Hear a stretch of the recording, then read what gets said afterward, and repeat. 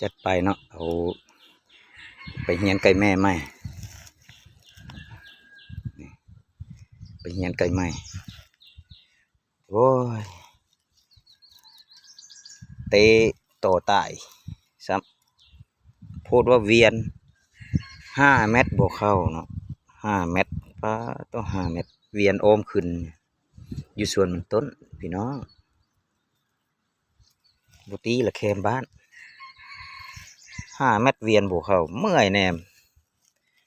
ป้าพัดไปแหกไก่อีกตัวนี้เอาไก่แม่ตัวใหม่ไปแหกได้นี่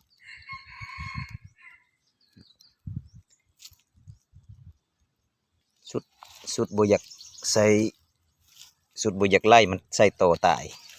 จำเป็นเนาะไก่งามจัดไปซะเต็มเลขแห่งมานวันนี้วันที่25 เดือน 3 2025